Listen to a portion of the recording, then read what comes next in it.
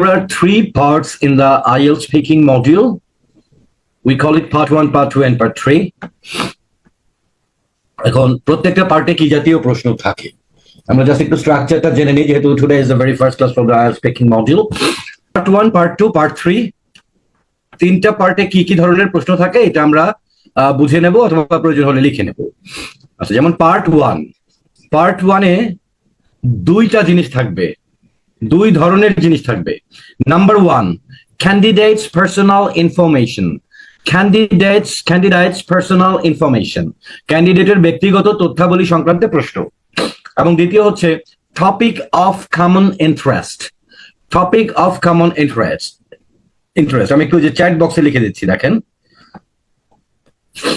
Number এর মাঝখানে কেউ লিখবেন না প্লিজ। হ্যাঁ, নাম্বার 1 ক্যান্ডিডেটস পার্সোনাল, আমি একটু সংক্ষেপে লিখলাম ইনফরমেশন না লিখে ইনফো লিখলাম, ক্যান্ডিডেটস পার্সোনাল ইনফো।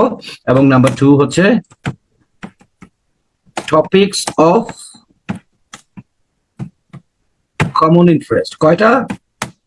1 or 2। এটা হলো পার্ট 1। এই যে 1, 2 দিয়ে লিখেছি, এই দুটো হলো পার্ট 1।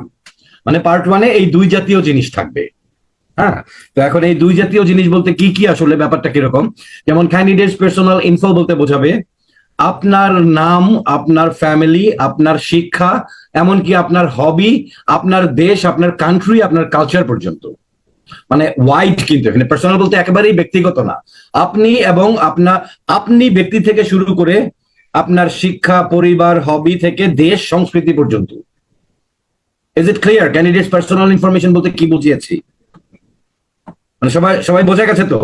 যে হ্যাঁ, বুঝতে পেরেছি যে ক্যান্ডিডেটস পার্সোনাল ইনফরমেশন বলতে মানে এটা একটু ওয়াইড। হ্যাঁ, আমার কান্ট্রি পর্যন্ত বিস্তৃত, from you to your country and culture. হ্যাঁ, আপনি এবং আপনার দেশ পর্যন্ত বিস্তৃত আর কি। এমনকি আপনার হবি ওইটার ভেতরে পড়ে, পার্সোনালের ভেতরে আপনার ফ্যামিলি পড়ে, আপনার এডুকেশন পড়ে। হ্যাঁ, আচ্ছা, এখন আসি সেকেন্ড, যে টপিক অফ কমন ইন্টারেস্ট। আজকে আমরা আইএলটিএস স্পিকিংটার ভেতরে ঢুকবো। মানে হচ্ছে যে আজকে আমরা প্র্যাকটিস করবো না, বা আজকে আমি সরাসরি প্রশ্নের উত্তর এইভাবে কিভাবে দিতে হয় এটা শেখাবো না। বাট আইএলটিএস স্পিকিংটা আসলে টেস্টটা কিরকম এবং এই টেস্টের জন্য কিভাবে আমাকে প্রস্তুতি নিতে হবে, how do I prepare for the IELTS speaking test so that I can get a very good band score. এই জিনিসগুলো আমি বলবো। এগুলা না জেনে মানে স্পিকিং মডিউল সংক্রান্ত প্র্যাকটিস করাটাই ভুল আর কি। ঠিক আছে, তো এটা কিন্তু একেবারে বেসিক ক্লাস আজকের। এবং এই বেসিক ক্লাস বলতে বোঝাবে যে আইএলটিএস স্পিকিং এর একেবারে আপনার কন্টেন্ট থেকে শুরু করে স্কিল পর্যন্ত কি আপনাকে অর্জন করতে হবে। তারপরে এই আজকের ক্লাসের ভিত্তিতে আমরা বাকি স্পিকিং ক্লাসগুলো করবো। So this is the most important class. আচ্ছা, তাহলে এখন টপিক অফ কমন ইন্টারেস্ট বলতে কি বোঝাবে? টপিক অফ কমন ইন্টারেস্ট বলতে বোঝায়, আচ্ছা শুরুতে যেহেতু স্পিকিং ক্লাস, আমি আপনাদেরকে আপনারা শুনে আনন্দিত হবেন যে আমি মানে কয়েকটা স্পিকিং ক্লাস নেওয়ার পরে আপনাদেরকে কিভাবে অল্প সময়ে প্রোনাউন্সিয়েশন একটু হলে উন্নতি করা যায়, শুধু এই প্রোনাউন্সিয়েশনের উপরে একটু ফনেটিক বেসড একটু ক্লাস নেব, যেটা অন্য কেউ আসলে নেন না আইএলটিএস এর মডিউলের ভিতরে। তো এটা ভালো লাগবে। ঠিক আছে, তো তারপরেও যেহেতু স্পিকিং ক্লাস, আমি কথা বলার সময় যেই জিনিসগুলো আমার মনে হয় যে আমাদের সবার ভুল হয় আমি মনে করিয়ে দেবো। তো এইভাবে দুইভাবে শিখবো, একটা প্রোনাউন্সিয়েশন মানে আলাদা করে একটা ক্লাস করব, আর আরেকটা হচ্ছে যে আমি এই স্পিকিং এর ভেতরে যা যা বলবো তার ভেতরে আমার যেটা মনে হয় খুচরা সেগুলো একটু মনে করাই দেবো। যেমন আজ থেকে কেউ ইন্টারেস্ট বলবেন না, ঠিক আছে? এই যে ইন্টারেস্ট, ঠিক আছে, এইটা বলবেন না।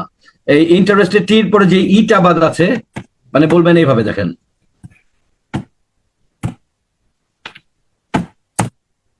ইন্টারেস্ট, জাস্ট বলবেন ইন্টারেস্ট। ঠিক আছে,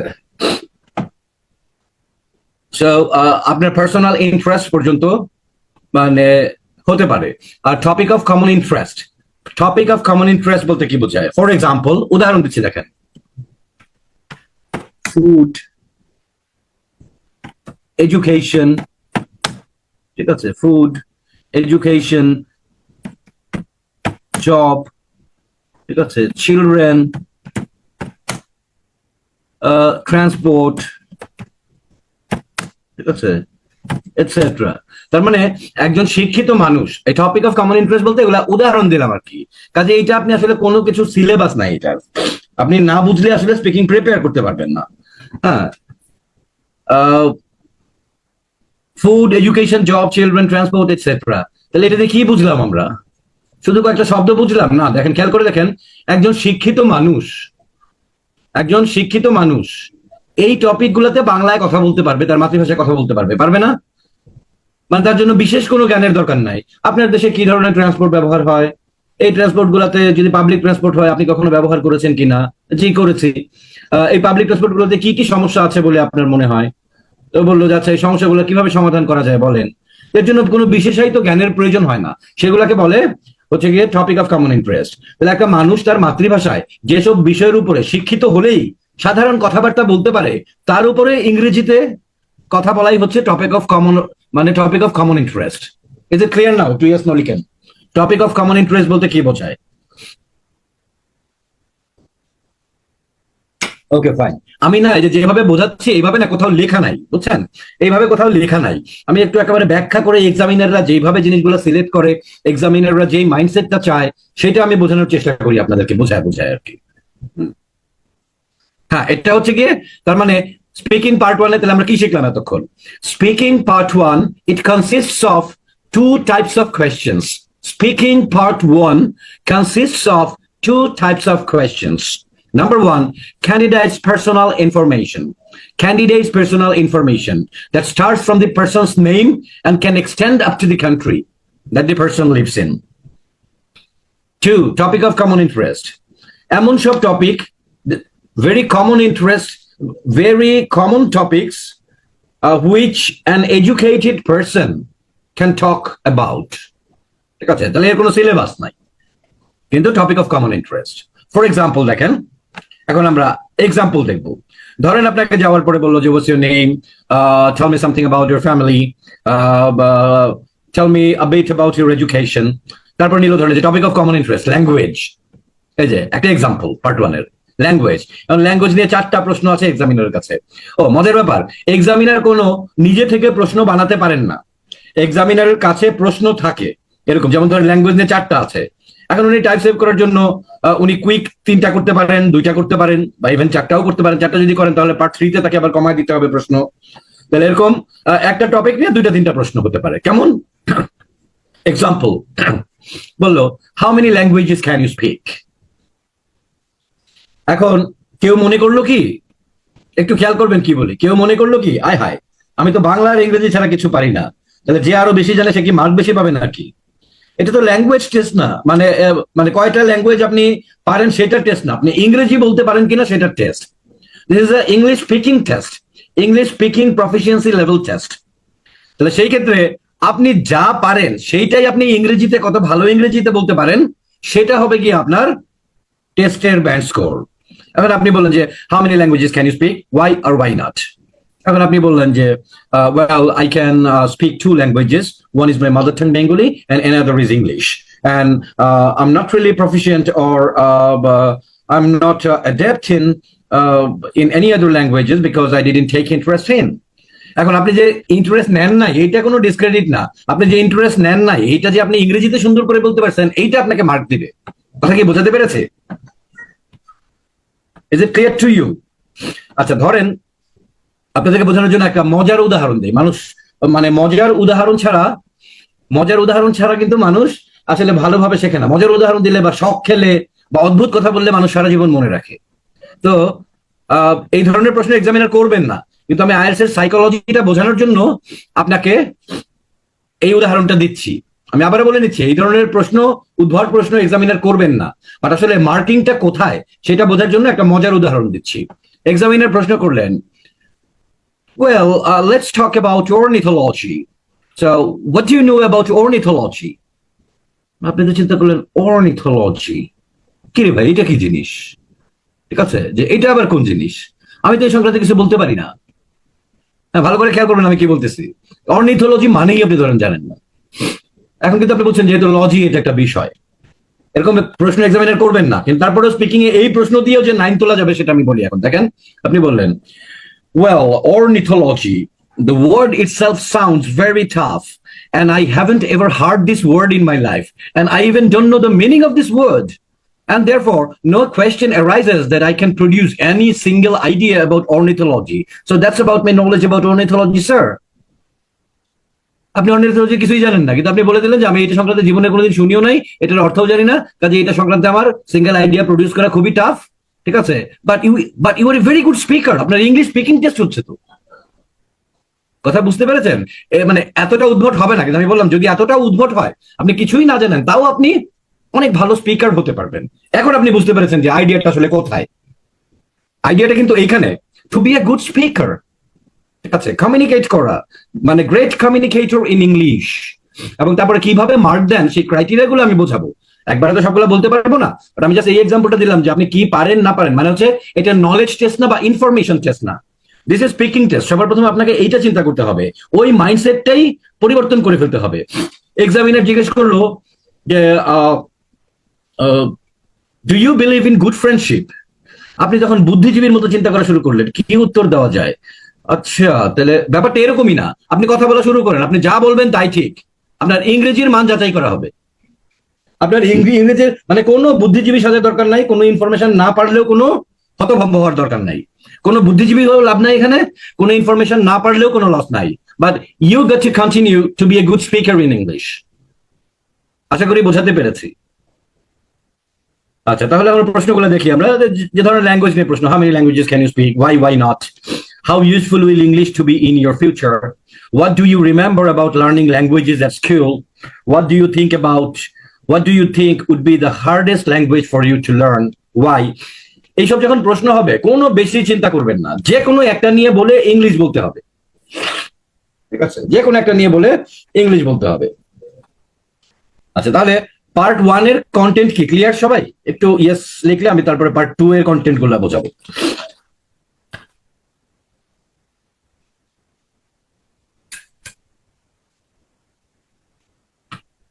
ওকে, ঠিক আছে ঠিক আছে, আর লিখতে হবে না।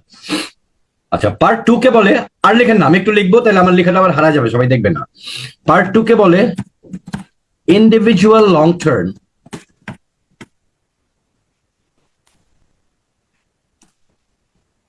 Cue card. পার্ট 2 কে বলে ইন্ডিভিজুয়াল লং টার্ম, যেটা একটা কিউ কার্ডের মাধ্যমে টেস্টটাকে নেওয়া হয়, মানে পার্ট 2 এর। So what is cue card? Cue মানে সংকেত বা হিন্ট, কিউ মানে সংকেত বা হিন্ট।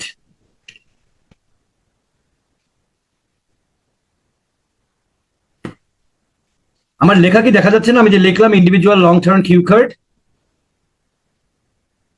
দেখা যাচ্ছে তো? একজন লিখেছে we can see your writing. আচ্ছা, ঠিক আছে, তাহলে এখন ইন্ডিভিজুয়াল। আচ্ছা, একজন প্রশ্ন করেছেন, what if I don't understand the examiners question, should I ask for repetition? হ্যাঁ, যদি আপনি এক্সামিনারের প্রশ্ন না বুঝতে পারেন, বুঝতে না পারেন, তাহলে পার্ট 2 আমরা একটু স্টপ রাখি, এখন এই প্রশ্নটার উত্তর দিই, ইজ ভেরি ইম্পর্টেন্ট, এই জন্য আমি মাঝখানে হলেও প্রশ্নটার উত্তর দিচ্ছি। সবাই প্রশ্নটা খেয়াল করেন, যদি প্রশ্ন না বুঝতে পারি তাহলে কি করব? ঠিক আছে, আচ্ছা, লেখা লেখা থামান এখন। যারা লেখা দেখতে পাচ্ছেন না, দেখেন ওখানে চ্যাটের ওখানে অনেকগুলো অপশন আছে, মিটিং গ্রুপ চ্যাট আবার নাম আছে, সবার উপরে যেটা মিটিং গ্রুপ চ্যাট আছে সেটাতে ক্লিক করেন, তাহলে দেখতে পাবেন।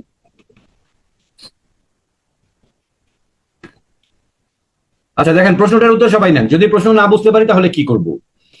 এটার উত্তরটা হচ্ছে, আপনি যা কিছু পরীক্ষার হলে, এই স্পিকিং পরীক্ষার হলে মুখ দিয়ে বের করবেন তা কিছুই মার্কিং হবে, যা কিছু মুখ দিয়ে বের করবেন সেটাই মার্কিং হবে। তাহলে আপনি যে প্রশ্নটা করবেন যে আপনি বুঝতে পারেন না, সেটা আপনি কোন ইংরেজি দিয়ে বলতেছেন, কতটুকু ফ্লুয়েন্টলি বলছেন, তার ভোকাবুলারি কি ছিল, ঠিক আছে, সেটা সাজানো প্রশ্ন ছিল কিনা, তার প্রোনাউন্সিয়েশন কেমন ছিল, সেটার উপরেও মার্ক ডিপেন্ড করবে।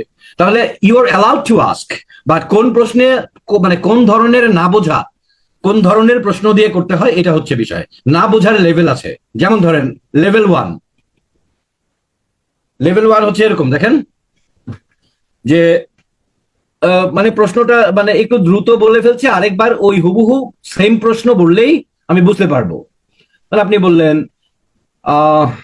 Excuse me sir, could you please repeat the question for me? তার মানে এখন কিন্তু এক্সামিনার কিন্তু একই প্রশ্ন আপনাকে করবে, চেঞ্জ করে বলবে না, সেম কোশ্চেনটা রিপিট করবে, মানে আওড়া যাবে আবার। তাহলে আপনি যদি এইটা চান যে সেম কোশ্চেনটা রিপিট করলেই বুঝবো, তাহলে আপনি বলবেন যে excuse me sir, could you repeat the question for me? কিন্তু যদি এমন হয় যে আপনি ব্যাপারটাই ধরতে পারতেছেন না, এটাকে সহজভাবে ভেঙে প্রশ্নটাকে আবার করতে হবে। তাহলে আপনি যদি বলেন যে excuse me sir, could you please repeat the question for me, তাহলে উনি কিন্তু আর ভেঙে বলবেন না, কারণ এই প্রশ্ন করলে ব্যাপারটা হবে উনি ওই প্রশ্নটাকে আবার রিপিট করবেন। তখন আপনাকে বলতে হবে excuse me sir, I didn't really get you, অথবা I didn't get you, I wasn't with you, so could you please explain a bit for me?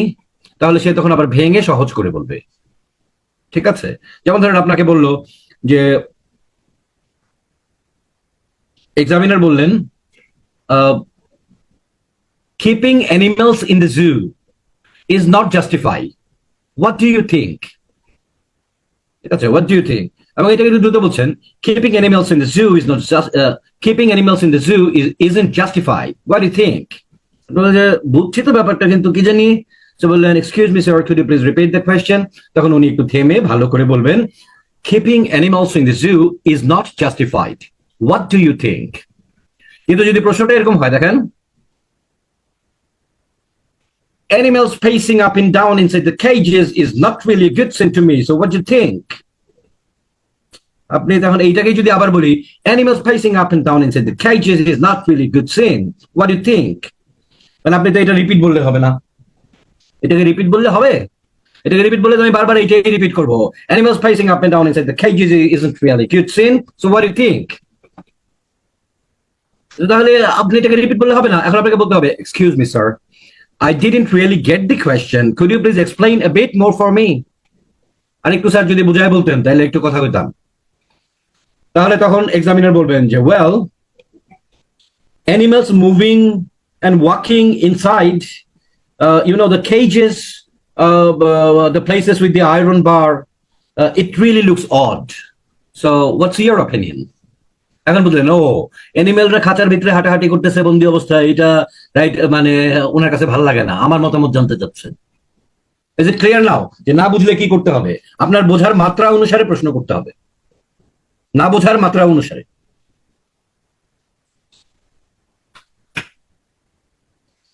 Fine, আমরা আবার পকেট থেকে বের করি যেখানে ছিলাম, পার্ট 2। পার্ট 2 কে বলতেছে ইন্ডিভিজুয়াল লং টার্ম এবং কিউ কার্ড। প্রথমেই ব্যাখ্যা করি আমরা এটাকে কিউ কার্ড বলে কেন। কারণ এরকম একটা কাগজ থাকবে, একটা কাগজের টুকরা, ঠিক আছে, ধরেন একটু বড়ই আর কি, আর একটু লম্বা, হ্যাঁ, কাগজের টুকরা থাকবে, এটার ভিতরে এরকম লেখা থাকবে। তো ধরেন আপনি যে কাগজটা তুলেছেন সেটার ভিতরে লেখা আছে describe a website that you bought something from, মানে online shopping. You should say what the website is, ওয়েবসাইটের নাম এবং কি কি বেচে তারা, what you bought from this website, কি কিনেছিলেন, how satisfied you are with what you bought, and explain what you liked or disliked about using this website. তাহলে এখানে একটা টপিক দেওয়া আছে describe a website that you bought something from, এখানে clue দেওয়া আছে, ক্লু বা সংকেত, কিউ, ক্লু, কিউ, হিন্ট সবগুলো সিনোনিমাস, কিউ, কিউ, সিইউই, কিউ মানে সংকেত। এই যে বলা আছে ইউ শুড সে, এই যে এই কিউ গুলাকে, এই সংকেত গুলাকে ফলো করতে হবে। এই জন্য এটা যেহেতু একটা কার্ডের মতো কাগজে থাকে, এই জন্য এটাকে বলে cue card. So part 2 is all about cue cards. এটাকে ইন্ডিভিজুয়াল লং টার্ম কেন বলে? নিয়ম হচ্ছে আপনি 2 মিনিট কথা বলবেন এটার উপরে এক নাগারে, এক্সামিনার মাঝখানে থামাবেন না। আর নিয়ম কি কি আছে? নিয়ম হচ্ছে the examiner asks you to draw a card from a bunch of cards. অনেকগুলা কার্ড থেকে এক্সামিনার আপনাকে একটি কার্ড ড্র করতে বলেন, আপনি একটি কার্ড ড্র করেন। So rule number 1, you have to draw a card. Rule number 2, you are not allowed to change the card if you think that this is tough one for you. যদি আপনার কাছে difficult one মনে হয় তাহলে you are not allowed to change the card. আপনার যা উঠবে সেটাতেই আপনার করতে হবে, কথা বলতে হবে। If you request the examiner that can I please change my card, দুইটা জিনিস ঘটবে, সেটা হচ্ছে examiner definitely refuses to change, অথবা এক্সামিনার বলবেন আপনি যদি এইটাতে কমফোর্টেবল না হন তাহলে you can skip this part, আপনি এই পার্টটা স্কিপ করে যাবে। তার মানে হচ্ছে আপনি দুইটা পার্টের উপরে পরীক্ষা দিচ্ছেন এবং আপনি মানে হচ্ছে কি ওই যে পরীক্ষার খাতা নিয়ে নেওয়ার মতো আর কি, আপনার 30 মার্কের পরীক্ষা দিতে পারেন না, ওরকম আর কি বিষয়। মানে 30 মার্ক না, মানে আমি জাস্ট বোঝানোর জন্য বললাম আর কি। অর্থাৎ এক্সামিনার হয়তো আপনার এই পার্ট নিবেনই না, তো সেই ক্ষেত্রে আপনি তো মানে পরীক্ষায় দিয়েছেন কম, তাহলে তো আপনার তো স্কোর আসবে না। সোজা কথা, চেঞ্জ করা যাবে না। তাহলে rule number 1, you have to draw a card. Rule number 2, you cannot change the card or you cannot even ask for changing the card. Rule number 3, you will be given a piece of paper and a pencil. আপনাকে একটা you will be given a white piece of paper, একটা সাদা কাগজ এবং pencil দেওয়া হবে, so that you can take notes. আপনি যাতে নোট নিতে পারেন। And you are allowed 1 minute. Rule number 4, you are allowed 1 minute to take notes, to think over and take notes. আপনাকে 1 মিনিট সময় দেওয়া হবে এবং এই 1 মিনিটে আপনি চিন্তা করে পয়েন্ট লিখতে পারবেন। Rule number 5, when your 1 minute is over, the examiner gives you a signal that your 1 minute is over and now you have to give a talk for 2 minutes. এখন আপনাকে এক নাগারে 2 মিনিট কথা বলতে হবে। Rule number 6, rule number or advantage বলতে পারেন এটা একটা, আপনি যা নোট লিখেছেন সেটার দিকে তাকায় আপনি মানে মনে করতে পারবেন এবং বলতে পারবেন। এর মানে তার মানে হচ্ছে ইউ ক্যান ইউজ ইউর নোটটা ইউজ করা যাবে। এখন ইন্ডিভিজুয়াল লং টার্ম কেন বলে? ইন্ডিভিজুয়াল লং টার্ম এই জন্য বলে যে কেমব্রিজ ইউনিভার্সিটি পরীক্ষা নেয়, তো তারা জানে যে যাদের মাতৃভাষা ইংরেজি না, কত পার্সেন্ট মানুষ ইংরেজিতে কথা বলে অভ্যস্ত এক নাগারে। যারা অফিসিয়াল ক্যাপাসিটিতে অথবা ইংলিশ ডিবেট করে অথবা অফিসিয়াল ক্যাপাসিটিতে প্রেজেন্টেশন দেয় বা অ্যাঙ্করিং করে, তারা ছাড়া বাকিরা বুকে হাত দিয়ে নিজেকে জিজ্ঞেস করেন যে আমি কবে এক নাগারে কয়েক মিনিট ইংরেজিতে কথা বলছি ফর্মাল পরিবেশে দাঁড়ায় বা বসে। 90%-এর উত্তর আসবে নো, বলি নাই কখনো। এখন 2 মিনিটকে কেন লং টার্ম বলা হচ্ছে? যার মাতৃভাষা ইংরেজি না, সে এক নাগারে 2 মিনিটও ইংরেজিতে কথা বলে অভ্যস্ত না একটা টপিকের উপরে। ভালো করে চিন্তা করে দেখেন, কারণ মিনিটের সেকেন্ড কিন্তু এইভাবে যায় না, 1 2 3 4 5 6 এইভাবে যায় না, এটা যায় এইভাবে 1 2 3 4 5, এইভাবে 120 গুণা। এবং এইভাবে এই 1 2 3 4 এই রেটে 120 গুণলে যতটুকু টাইম হবে সেই টাইমটুকু পুরাটাই আপনাকে এই টপিকের উপরে কথা বলতে হবে। এই কারণে 2 মিনিটকে কেউ যদি বলে যে 2 মিনিট আবার লং হয় কেমনে, নাও ইউ আস্ক ইউরসেলফ যে আমি এতটুকু সময় ইংরেজিতে একটা টপিকের উপরে এক নাগারে লাস্ট কবে কথা বলেছিলাম। ঠিক আছে না? তো তাহলে 2 মিনিট কিন্তু আসলে অনেক লম্বা সময়। এই জন্য এটাকে বলা হচ্ছে ইন্ডিভিজুয়ালস লং টার্ম। খেয়াল করে দেখেন, প্রথম পার্টে এক্সামিনার আপনাকে প্রশ্ন করেন একটা আপনি উত্তর দেন। এক্সামিনার কিন্তু শুধু প্রশ্ন করেন, ফার্স্ট পার্টে আপনি উত্তর দেন। সেকেন্ড পার্টে খেলাটা আপনি জেনে যান, এক্সামিনার আপনাকে বলে দেয় এই করতে হবে, এক্সামিনার শুধু শুনেন, আপনি কথা বলেন এক নাগারে 2 মিনিট। এই জন্য এর নাম ইন্ডিভিজুয়ালস লং টার্ম। ঠিক আছে? আচ্ছা, আর তো তাহলে কি মানে আমরা কি খেলাটা বুঝতে পেরেছি তো, যে what's the game that goes on in the part 2 cue card individuals long term? এটা বুঝতে পেরেছি সবাই?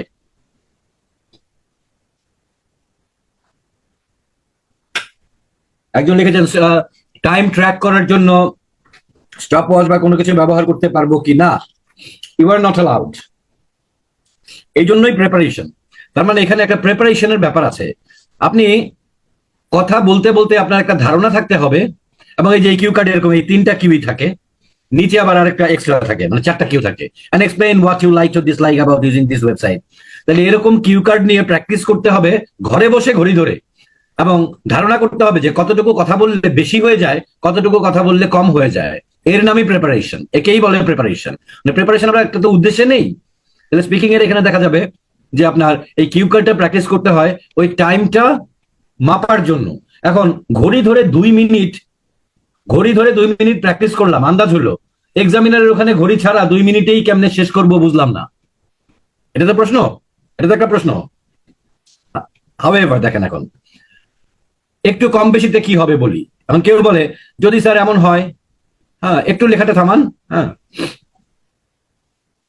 মানে আমি বলে দিচ্ছি আপনাদের প্রশ্ন কি, মানে প্রশ্ন কি আসতে পারে মনের ভিতরে, যে এক্সামিনার থামাই দিছে, শেষ করতে পারি নাই, মার্ক কাটা যাবে কিনা। 2 নাম্বার, এক্সামিনার থামতে বলে নাই, 2 মিনিটও মনে হয় নাই, কিন্তু আমার একটু আগে শেষ হয়ে গেছে, মার্ক কাটা যাবে কিনা। এই তো। এখন সারা দুনিয়া গড়ে যেরকম নিয়মে চলে, এখানেও সেই নিয়মে স্যার। মানে ব্যাপারটা হচ্ছে এরকম, এক্সামিনার আপনাকে ঘড়ি ধরে 2 মিনিটে থামিয়ে দিয়েছেন, আর 5-6 সেকেন্ড হলে, 5-6 সেকেন্ড কিন্তু কম না, আর 5 সেকেন্ড হলে মানে আপনি শেষ করতে পারতেন। শেষের কিউটা চলছিল যে explain what you like to dislike about using this website, এটা প্রায় শেষ হয়ে গেছিল, তার মানে পুরোটাই শেষ। এক্সামিনার থামায় দিচ্ছেন, এটাতে মার্ক কাটা যাবে না, কারণ এক্সামিনার জানেন যে আপনার ধারণা আছে একটা, এবং আপনার স্পিকিং সংক্রান্ত ধারণা হয়ে গেছে এক্সামিনারের, সো ইট ওয়ার্কস ফাইন। আপনার আরেকটু 5 সেকেন্ড হলে শেষ হতো, তার আগেই থামিয়ে দিয়েছেন, সো ফাইন। আবার উল্টাটা, আর 5 সেকেন্ড, মানে আর 5 সেকেন্ড বলা যাইতো, কিন্তু আর আইডিয়া আসতেছে না, মানে ±5 seconds, it's alright, no problem. But আপনি 1.5 মিনিটেই থেমে গিয়েছেন, তার মানে আপনার ফ্লুয়েন্সি শেষ হয়ে গেছে, তাহলে মার্ক কাটা যাবে।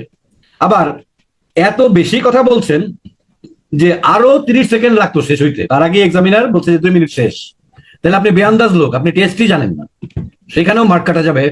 কিসে? কোহিয়ারেন্স এন্ড কোহেশন, ঠিক আছে, মানে সামঞ্জস্য, রেলেভেন্স এন্ড কানেক্টিভিটি, প্রাসঙ্গিকতায় মার্ক কাটা যাবে। অপ্রাসঙ্গিক কথা বেশি বলছেন তাহলে। কথা কি ক্লিয়ার হয়েছে এখন, যে কম বেশিটা কি clear? Is it clear to you? আমার কথা কি শোনা যাচ্ছে? শোনা গেলে একটু লিখতে হবে যে ক্লিয়ার বোঝা যাচ্ছে কিনা। ওকে ফাইন, ঠিক আছে, থ্যাংক ইউ, থ্যাংক ইউ। আচ্ছা, তাহলে কিউ কার্ড বলতে আমরা যা শুনেছি এই পর্যন্ত, তাহলে ব্যাপারটা কি বোঝা গেল? আমরা তো সব প্র্যাকটিস করবো আস্তে আস্তে, মাত্র তো স্পিকিং মডিউল শুরু হলো।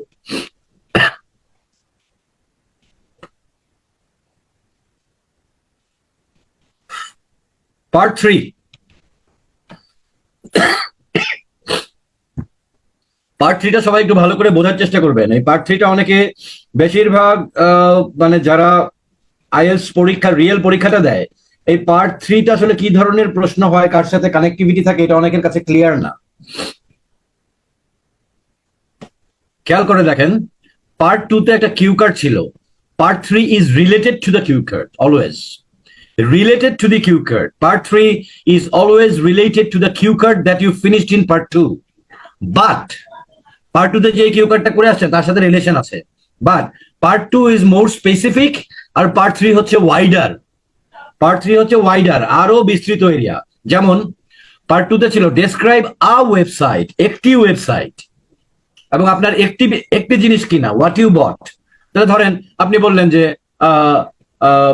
ইয়া থেকে রকমারি.com থেকে বই কিনেছিলাম, তাহলে তো রকমারি.com একটি ওয়েবসাইট, এবং একটি বই যে কিনেছিলেন সেই বইটার নাম বলেছেন, রাইটারের নাম বলেছেন, তাহলে এটা নির্দিষ্ট।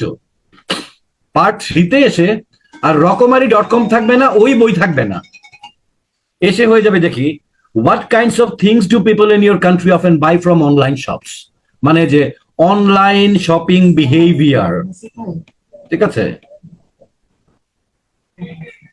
অনলাইন শপিং বিহেভিয়ার এই সংক্রান্তে। তার মানে পার্ট 2তে নির্দিষ্ট, আর এখানে wider.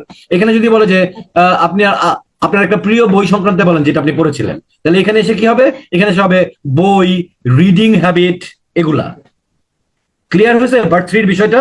Wider area related to part 2, wider area related to part 2, এটার আরো বিস্তৃত এরিয়া। পার্ট 2 সবসময়, কিউ কার্ড সবসময় একটি নির্দিষ্ট স্পেসিফিক, যেমন ওয়েবসাইটটার নাম বলতে হবে, বইটার নাম বলতে হবে, রাইটারের নাম বলতে হবে। আর এখানে এসে হয়ে যাবে হচ্ছে গিয়ে মানে আপনার মানে যে অনলাইন শপিং নিয়ে যাবতীয় কথাবার্তা।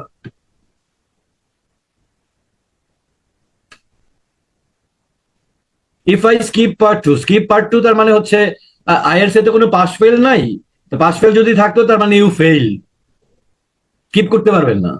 মাসুম বিল্লাহ লিখেছেন বুঝি না। আচ্ছা, এখন মাসুম বিল্লাহর প্রতি আমার একটা প্রশ্ন, আপনি কি যে বোঝেন না তা কি বুঝেছেন? একটু লিখবেন কি বুঝি না। এটা কিন্তু আমি আসলে মাসুম বিল্লাহকে বা কাউকে পার্সোনালি অ্যাটাক করার জন্য বলি না, এটা আমাদের একটা প্রবলেম আছে, আমাদের মানে ন্যাশনাল লার্নিং এর একটা হ্যাবিটে প্রবলেম আছে। আমরা মনে করছি যে আমি তো আজকে বোঝাচ্ছি স্পিকিং এ কি কি আসে, এটা না বুঝার কি হলো?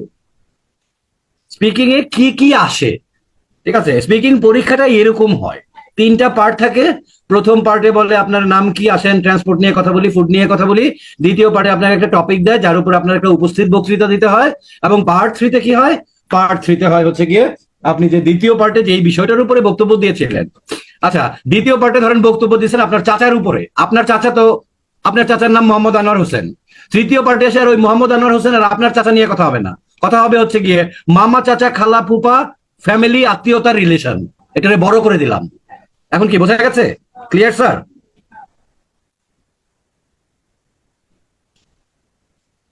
এখন কি বোঝা গেছে? দ্বিতীয় পার্টটাতে বলবো আমার চাচাকে নিয়ে, তৃতীয় পার্টটাতে কথা হবে আত্মীয়তা নিয়ে। ঠিক আছে, ওকে, ঠিক আছে। আচ্ছা, তাহলে পার্ট থ্রিতে আমরা দেখি তো। দেখেন যে পার্ট টু তে ছিল describe a website that you bought something from. So this must be a definite website, what you bought, a definite thing, একটা নির্দিষ্ট জিনিস। এখানে এসে দেখি প্রশ্ন কি হয়ে গেছে। তার মানে শুধু অনলাইন শপিংটা আছে। What kinds of things do people in your country often buy from online shops? তোমার দেশের মানুষ অনলাইন শপ থেকে সাধারণত কি ধরনের জিনিস এই যে অফ মানে প্রায় কেনাকাটা করে থাকে? Why do you think online shopping has become so popular nowadays? কেন বেশি popular? Why? What are some possible advantages of buying things from online shops? Second আছে the culture of consumerism. Consumerism মানে কি? কনজিউমারিজম মানে হলো গিয়ে যে ভোক্তার স্বভাব, ভোক্তা অধিকার বলে না, ওই যে ভোক্তা অধিকারে ফোন দাও। তো ভোক্তা কারা? আমরা যারা গুডস বা প্রোডাক্টস ইউজ করি তারা হচ্ছে consumers. So consumerism means the habit of consuming. The characteristics of the consumers is consumerism, or the idea of consuming products. Why do many people today keep buying things which they do not need? আচ্ছা, এই ধরনের প্রশ্ন দেখে কেউ ভয় পাবেন না। যেমন বলছে আমাদের প্রয়োজন নাই, তারপরে আমরা কেন কিনি? ওই যে বলছি কোনো বুদ্ধিজীবী সাজার দরকার নাই। ধরেন আপনি এটার উত্তর দিবেন যে মানুষের হাতে টাকা বেশি হয়ে গেছে, এখন অলস মানি, আইডিয়াল মানি বেশি, এই জন্য কিনে। কোনো সমস্যা নাই, আপনার উত্তরের কোনো ভুল নাই। Whatever you say is right, যতক্ষণ না পর্যন্ত আপনি মানে যদি এরকম হয় যে বলে না যে নাম কি, বলে নোয়াখালী, কয় বাড়ি কই, কয় মোহাম্মদ আব্দুল্লাহ, তো ওইটা হলে তো মার্ক কাটা যাবে, তখন এটা রেলেভেন্স বা প্রাসঙ্গিকতায় মার্ক কাটা যায়। বাট যতক্ষণ পর্যন্ত প্রাসঙ্গিক যে কোনো কিছু আপনি বলবেন, সেই পয়েন্টটা ভারী পয়েন্ট হোক, ওজনদার পয়েন্ট হোক, আর হালকা পয়েন্ট হোক, এইটা আপনার কোনো প্রকারের স্পিকিং কে এফেক্টই করবে না। ঠিক আছে, আপনি একটা প্রাসঙ্গিক উত্তর দিতে পারলেই হবে, কিন্তু আপনার ইংরেজির কোয়ালিটিটা ভালো হতে হবে। তো এখানে বেশি বুদ্ধি খরচ না করে, হ্যাঁ, মানে স্পিকিং কোয়ালিটি মেনটেন করতে হবে। স্পিকিং কোয়ালিটি বলতে কি বোঝায় আমরা আজকের ক্লাসের সেকেন্ড পার্টে বুঝবো। আগে দেখাচ্ছি কি কি জিনিস আসে। Do you believe the benefits of a consumer society outweigh the disadvantages? এই শব্দটা একটু শিখায় দেই সবাইকে, এটা প্রায়ই আমাদের স্পিকিং রাইটিং এ লাগে। ওয়েট, WEIGHT, ওয়েট মানে ওজন। এই ওয়েট থেকে টিটা বাদ দিলে এটা হয়ে যায় ভার্ব। ওয়েট, ওজন, এটা তো একটা নাউন। সো যখন আমরা we exclude the T from it, WEIGH, way মানে ওজন করা, ইটস আ ভার্ব। এই ওজন করা আবার দুই অর্থে ব্যবহৃত হয়, একটা হচ্ছে ফিজিক্যালি ওজন করা, আরেকটা হচ্ছে গুরুত্ব, কোনো কিছুর গুরুত্ব বাড়ানো বা গুরুত্ব পাওয়া। তাহলে আউটওয়ে মানে ওজনে ছাড়িয়ে যাওয়া বা গুরুত্বে ছাড়িয়ে যাওয়া, বা যে কাটাকাটি করে জিতে যাওয়া আর কি। তাহলে এখন দেখেন, benefits of a consumer society outweigh the disadvantages, তার মানে বলছে যে তুমি কি মনে করো যে কনজিউমার সোসাইটির সুবিধা অসুবিধাগুলোর চাইতে বেশি? তার মানে সুবিধা গ্রেটার দেন অসুবিধা। সো এই ল্যাঙ্গুয়েজটা আমরা রাইটিং স্পিকিং এ প্রায় আমাদের ফেস করতে হতে পারে, অথবা ফেস না করলে আমরা ব্যবহার করব এটা। আউটওয়ে মানে ওজনে বা গুরুত্বে ছাড়িয়ে যাওয়া বা বেশি হওয়া। How possible is it to avoid the culture of consumerism? So এই ধরনের একটু বুদ্ধিবৃত্তিক আলোচনা পার্ট থ্রিতে হয়। সো ধীরে ধীরে একটু কঠিন হয়। দেখেন প্রথমে আপনার নাম কি, কাম কি, এগুলি। দ্বিতীয় হলো একটা টপিকের উপরে দেখি কেমনে কথা বলেন। তৃতীয় হলো এবার একটু এই যে দেখেন থার্ড পার্টের না একটা মজা আছে, আমরা আস্তে আস্তে শিখবো। শুরুর দিন একটু বলে দেই, শুধু এই প্রশ্নগুলোর উত্তর আসলে না, উত্তর তো আছেই, এর মাধ্যমে আপনার ইংলিশের কিছু জিনিস যাচাই করা হচ্ছে। যেমন হোয়াট কাইন্ডস অফ থিংস, তাহলে এর উত্তরটা হবে একটা স্টেটমেন্ট তো বোঝেন, মানে বিবৃতি, ডেসক্রিপশন। সো আপনি ডেসক্রাইব এবং মানে স্টেটমেন্ট দিতে পারেন কিনা, ডেসক্রিপশন দিতে পারেন কিনা কোনো কিছু, সেটা যাচাই করা হচ্ছে। এটা হিডেন, এটা কোনো বই লেখা নাই, কোনো এক্সামিনার আপনাকে বলবে না, বাট আসলে এগুলোর উদ্দেশ্য হচ্ছে এটা। ওয়াই ডু ইউ থিঙ্ক, তার মানে রিজন এন্ড জাস্টিফিকেশনের ল্যাঙ্গুয়েজ। দেখেন ওয়াই মানে কেন, আপনি বললেন যে কারণ এক, কারণ দুই, এই জন্যই। তাহলে কারণ এক, কারণ দুই হচ্ছে ল্যাঙ্গুয়েজ অফ রিজন, এবং এই জন্যই এটার সাথে লিঙ্ক করা, এটাকে বলে জাস্টিফিকেশন। সো ইংলিশ ল্যাঙ্গুয়েজে আপনার এই ওয়াই এর মাধ্যমে মানে যাচাই করা হচ্ছে reason and justifying. what kind or anything what? Description and statement. What are some possible disadvantages of buying things from online shops? ঠিক আছে, এই যে অ্যাডভান্টেজ ডিসঅ্যাডভান্টেজ, এটা হচ্ছে মূল্যায়ন করা কোনো কিছু, সুবিধা অসুবিধা মূল্যায়ন করা। তাহলে এটা ইভালুয়েটিং আইডিয়াস, এগুলো আমরা শিখবো। হ্যাঁ, আমি শেখাবো আস্তে আস্তে, যাতে করে দেখলে বুঝতে পারেন যে এক্সামিনার কি চাচ্ছে আপনার কাছ থেকে। এখানে ল্যাঙ্গুয়েজ অফ ইভালুয়েশন চাচ্ছে, এখানে ওয়াইএ language of reason and justification চাচ্ছে, what kinds of things, how do people describe, সেটা চাচ্ছে। ওয়াই আবার reason and justification, do you believe the benefits of a অমুক, তার মানে আর্গুমেন্টেশন এন্ড ওপিনিয়নের ল্যাঙ্গুয়েজ চাচ্ছে, আর্গুমেন্টেশন এন্ড ওপিনিয়নের ল্যাঙ্গুয়েজ চাচ্ছে। How possible is it to avoid the culture of consumerism, so again মানে ইভালুয়েটিং এন্ড জাস্টিফাইং সামথিং। আবার future নিয়েও থাকতে পারে, তার মানে স্পেকুলেশন এন্ড প্রেডিকশন, হ্যাঁ প্রায় মানে থার্ড পার্টে থাকে, এখানে নাই। বাট হয়তো প্রশ্ন করতে পারে এখান থেকে, দেখেন আইএলস মানে কেমব্রিজ ইউনিভার্সিটি বা আইএলস যারা প্রশ্ন বানায় তারা কিভাবে বানায়, এখানে যদি স্পেকুলেশন এন্ড প্রেডিকশন দেই তাহলে একটা প্রশ্ন বানানো যাবে এরকম কনজিউমারিজমের উপরে, যে do you believe that do you believe that, ধরেন যে what would be the nature of consumerism after 10 years? 10 বছর পরে মানুষের যে মানে অনলাইন কনজিউমারিজম কিরকম পরিবর্তন হবে বলে তুমি চিন্তা করো।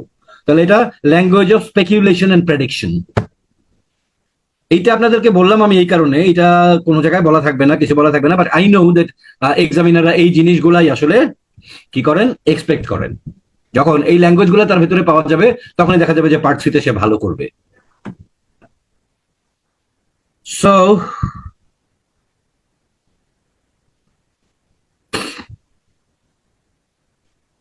একজন লিখছে, স্যার এই দাগ নিয়ে পুরো ক্লাস চলছে। আমি ইচ্ছা করে এই দাগ নিয়ে পুরো ক্লাস চালাইছি, এখন থেকে যে দাগ দিবে আমি দাগ মুছবো না, দাগ সহই আপনাদের ক্লাস করতে হবে। So it's all up to you. আমি তো এক্স ক্যারেট, তো ক্যারেট কলেজে কি করতে জানেন, যখন আমরা যে গ্রুপ ধরে থাকতাম, এখন কেউ একজন হলো গিয়ে কোন একটা বাজে টোন দিছে অথবা কোনো একটা ফাজলামি করছে বা কোনো একটা শয়তানি করছে, এখন টিচার অথবা আমাদের যে সুবেদার ছিল তারা ধরতে পারতেছে না, তখন নিয়ম ছিল পুরা গ্রুপ ধরে পানিশমেন্ট খাবে, একজনের জন্য সবাই সাফার করবে।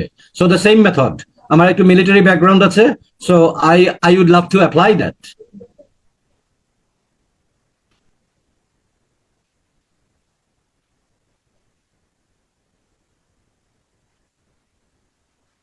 আচ্ছা, তাহলে আমরা মোটামুটি বুঝতে পেরেছি যে পার্ট 1, পার্ট 2, পার্ট 3 তে কি থাকে, ঠিক কিনা স্যার? মানে আজকে যা বলছি এইটুকু তো বোঝা গেছে। তারপরে এইটা কিভাবে আমরা ধীরে ধীরে কথা বলবো, সুন্দর কিভাবে মার্ক পেতে পারবো, এগুলো তো আমরা আস্তে আস্তে শিখবো। হ্যাঁ, ভয় পাওয়ার কিছু নেই। তো ঠিক আছে, so let's go for a 5 minutes break. আমরা একটু 5 মিনিট ব্রেকে যাই, এবং এই 5 মিনিট ব্রেকের পরে আমরা আজকে বাকি অংশে যা শিখবো সেটা হচ্ছে সবচাইতে ইম্পর্টেন্ট বিষয়। কি ইম্পর্টেন্ট বিষয়? এর পরের ক্লাসগুলো আমরা পার্ট 1, পার্ট 2, পার্ট 3 উত্তর কিভাবে দিতে হয় এগুলো শিখবো, ঠিক আছে? বা সবচাইতে গুরুত্বপূর্ণ বিষয় কি? সবচাইতে গুরুত্বপূর্ণ বিষয় হচ্ছে মার্কিং ক্রাইটেরিয়া।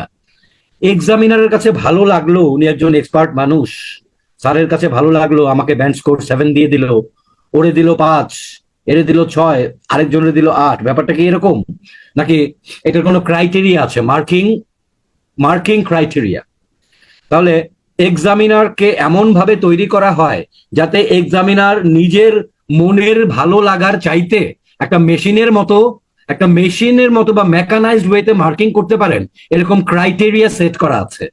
এই ক্রাইটেরিয়া গুলা আমরা শিখবো আজকের এই ব্রেকের পরে। কোন কোন বিষয়ের উপরে এক্সামিনার আমাকে স্পিকিং মার্ক দেন বা ব্যান্ড স্কোর দেন, ঠিক আছে? কোন কোন বিষয়ের উপরে ব্যান্ড স্কোর দেন। আমি একটু মানে ক্লাসের মাঝখানে অনেক কিছু শেয়ার করি, সাইকোলজি শেয়ার করি, মজা করি, গল্প বলি, ঠিক আছে? আমরা মানে ফান করে শিখবো, এত সিরিয়াস হওয়ার কিছু নেই স্যার, এত উত্তেজিত হওয়ার কিছু নেই, ঠিক আছে? আমরা যথেষ্ট সুন্দর করে শিখবো ইনশাল্লাহ। Marking criteria, right, thank you. Speaking marking criteria. সবচেয়ে বড় ভুল কি জানেন? সবচেয়ে বড় ভুল হচ্ছে এই মার্কিং ক্রাইটেরিয়া না জেনে বলে কি, স্যার আমি তো হেভি প্র্যাকটিস করছি, ধুমায় প্র্যাকটিস করেছি আমি স্যার, আমার তো উন্নতি হচ্ছে না। তো আপনার কোন কোন এরিয়াতে উন্নতি করতে হবে? মনে করেন XYZ 3টা বিষয়ের উপর আপনাকে মার্ক দেওয়া হয়, এখন আপনি PQR নিয়ে আপনি হেভি চিন্তিত, তো PQR এর উপরে তো আপনার মার্কিং করা হয় না, আপনার মার্কিং করা হয় XYZ এর উপরে। তাহলে আপনার XYZ কে ইমপ্রুভ করতে হবে। আপনার যেই এক্সামিনার আপনাকে যেই পয়েন্টগুলোর উপরে মার্ক করে থাকেন সেই পয়েন্টগুলোকে আপনি ইমপ্রুভ করবেন, আর কিচ্ছু না। ঠিক আছে? তো এই জন্য সেই পয়েন্টগুলো তো আগে জানা দরকার, সেই পয়েন্টগুলো তো আগে বোঝা দরকার। হ্যাঁ, ওকে। তো দেখতে পাচ্ছি সবাই, দেখতে পাচ্ছি না? IELTS speaking marking criteria. Okay, fine. আচ্ছা, একটা একটা করে বুঝবো আমরা। এই যে প্রথমে চারটা লিখেছি, এফসি, এলআর, জিআরএ এবং পি। এই যে FC, LR, GRA and P. Examiner তো টেবিলের ওই পাশে বসে থাকেন, স্পিকিং তো 1 to 1 হয়। So examiner sits on the other side of the table and the candidate or you sit on this side, মানে on your side. তো এক্সামিনারের কাছে কি আছে আপনি তো জানেন না।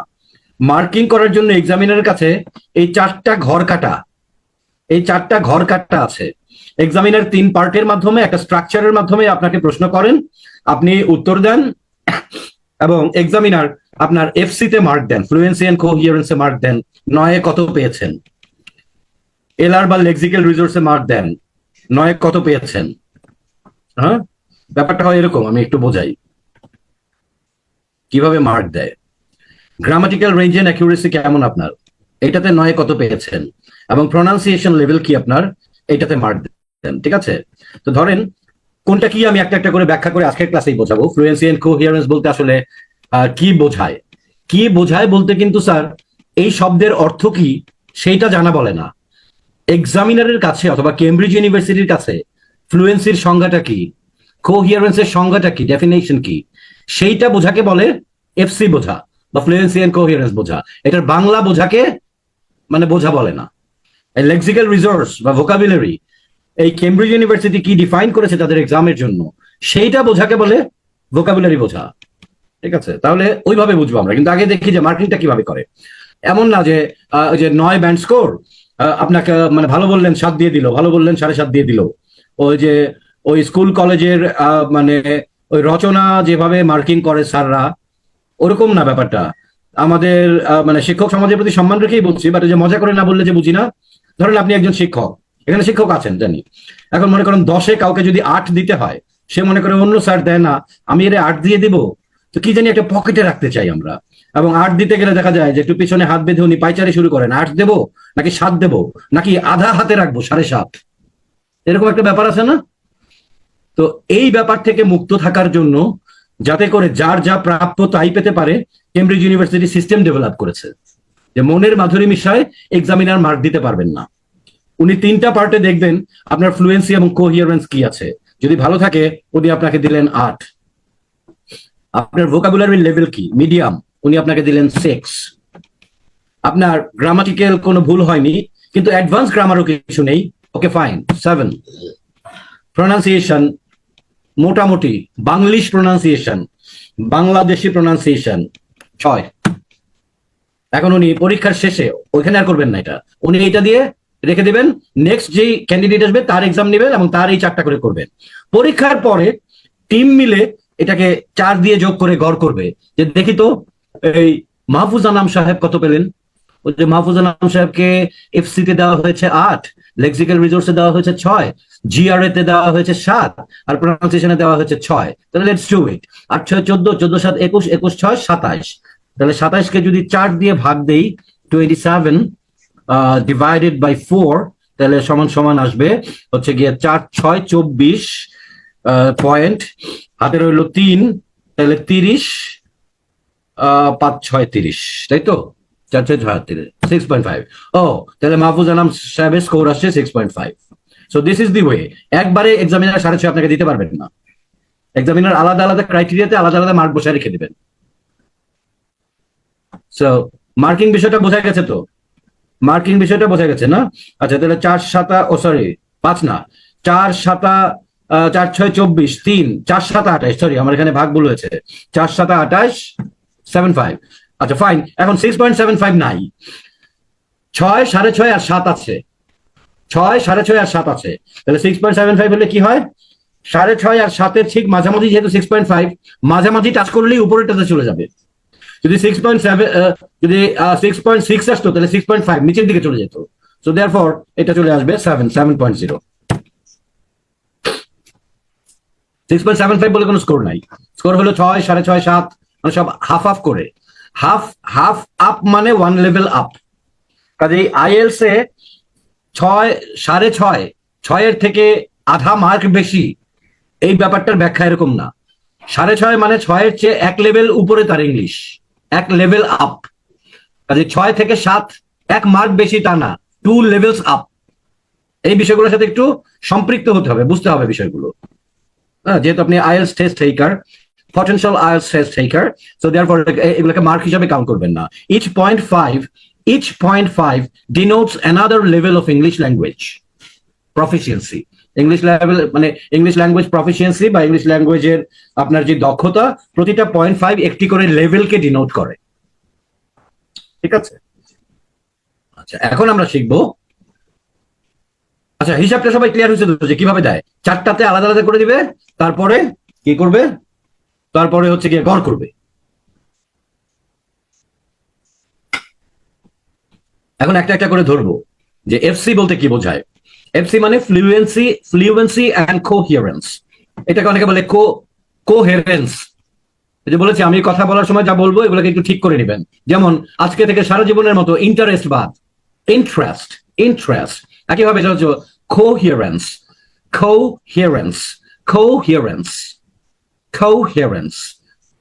কোহেরেন্স না, এটা হলো কোহিয়ারেন্স। ফ্লুয়েন্সি কি জিনিস বলি এখন। ফ্লুয়েন্সি, অনেকে মনে করে ফ্লুয়েন্সি মানে দ্রুত কথা বলা। ফ্লুয়েন্সির 3টা বৈশিষ্ট্য এখানে দেয়া আছে। এই 3টা বৈশিষ্ট্যর একটাও এখানে কোনো স্পিড নাই, অথবা ফাস্ট অথবা কুইক নাই। আছে আন্ডারস্ট্যান্ডেবল এবং ইজি টু ফলো। প্রথম জিনিস হচ্ছে বোধগম্যতা। তার মেসেজ ওয়ার্ডস, মানে তার ওয়ার্ডস সহ পুরো মেসেজটা বোধগম্য কিনা, যে শুনছে তার কাছে পুরো মিনিংটা ক্লিয়ার হয় কিনা, এবং ইজি টু ফলো কিনা। এখন তাহলে এখানে এর সাথে স্পিডের কোনো সম্পর্ক নাই। তাহলে ব্যাপারটা হবে যতটুকু দ্রুত বা যতটুকু স্লো বললে এটি বোধগম্য এবং ইজি টু ফলো হয়। এই প্রথম পয়েন্টের জন্য যতটুকু স্লো বা যতটুকু ফাস্ট, তার মানে এটা স্লো হতে পারে, ফাস্টও হতে পারে, বাট আন্ডারস্ট্যান্ডেবল এবং ইজি টু ফলো হতে হবে। ঠিক আছে, শ্রুতি মধুরতা থাকতে হবে। এটা বোধগম্যতা, আর তারপর এটা হচ্ছে শ্রুতি মধুরতা, গুড টু হিয়ার। আরেকটা হচ্ছে উইদাউট আননেসেসারি পজেস। এটা বেশি হয়ে গেলে আননেসেসারি পজ হবে, তখন আপনার ফ্লুয়েন্সি ব্যাহত হবে। অর রিপিটেশন, অথবা কথার মানে আননেসেসারি রিপিটেশন, অথবা মামলিং। হ্যাঁ, মামলিং মানে একটু ওই যে থতমত খাওয়া। তাহলে এই 3টা মিলে হবে ফ্লুয়েন্সি। এখন দেখবেন যদি কারো মামব্লিং না থাকে, আন্ডারস্ট্যান্ডেবল হয়, কিন্তু কানের মাঝে কথাগুলোকে যন্ত্রণা মনে হয়, মানে এত দ্রুত বলার চেষ্টা করে যে যন্ত্রণাদায়ক লাগে কথা, তাহলেও ফ্লুয়েন্সি ব্যাহত হয়েছে বলে ধরা হবে। ফর এক্সাম্পল, একজন খুব দ্রুত বলার চেষ্টা করছে এরকম যে my name is Qazi Mohammad Shafiq Iqbal and people call me Shafi, so you can call me Shafi as well, and I graduated from University of Dhaka from the Department of Applied Physics and Electronics, and thereafter I graduated from and thereafter I got admitted myself in IBA in the same university. I'm in the Dhaka University, and that's all about my educational qualification. কেউ হঠাৎ করে শুনলে মনে করবে বাপরে বাপ বেটা কইলো কি, আর যে এক্সপার্ট সে বলবে কি বেশি স্পিড করতে গিয়ে it's not good to hear, কানের ভিতরে যন্ত্রণা হয়েছে, বেটা ফাইজলামি করতেছে মনে হচ্ছে। এখন এইটাকে যদি আমি সুন্দর করে বলি, দেখেন এখন দেখবেন শান্তি লাগবে শুনতে। গুড টু হিয়ার হবে, আন্ডারস্ট্যান্ডেবল হবে, ইজি টু ফলো হবে, আননেসেসারি পজেস, মামলিং থাকবে না। Well, my full name is Qazi Mohammad Shafi Iqbal. I graduated from Department of Applied Physics and Electronics from University of Dhaka, and thereafter I get admission in IBA, Institute of Business Administration, commonly known as IBA, in the same university, Dhaka University, and I got my last degree MBA from IBA, and that's all about my educational qualification. শান্তি লাগছে না শুনতে পেরে? এবারে কিন্তু শান্তি লাগছে শুনতে। হ্যাঁ, মানে এই যে দেখেন আন্ডারস্ট্যান্ডেবল হতে হবে, ইজি টু ফলো হতে হবে, গুড টু হিয়ার হতে হবে, আননেসেসারি পজেস আর মামলিং থাকা যাবে না। এখন হোয়াট ইফ, যে স্যার আমি তো এইভাবে বলতে পারি না, প্রথমটা তো চেষ্টা করবেনই না, ওটা রং। দ্বিতীয় যেটা বলছি, এরকম একটা লেভেলে আনার চেষ্টা করেন, অথবা আপনার যদি আরেকটু স্লো হলে সুন্দর বলেন তাও করেন, তাও আপনার ফ্লুয়েন্সি নষ্ট হবে না, ঠিক আছে? বাট এরকম করা যাবে না। দেখেন যেটা করি, মাই name is Kazi Mohammad Shafi Iqbal and I graduated from university of Dhaka. আমরা যেটা করি এটাকে ফ্লুয়েন্সি বলে না স্যার, ঠিক আছে? চাঙ্ক করতে হবে। চাঙ্ক মানে একবারে কতটুকু বলা যাবে, যেমন my name is, my name is Kazi Mohammad Shafi Iqbal, my name's Kazi Mohammad Shafi Iqbal. এই যে চাঙ্ক, দুইটা চাঙ্কে বলছি আমি। I graduated from university of Dhaka, second chunk, from Department of Applied Physics and Electronics. Thereafter, I got admitted in IBA, একটা chunk, of the same university, second chunk, and I got my MBA degree from IBA, third chunk. Chunking করতে হবে। এই চাঙ্কিংটা কেন বললাম?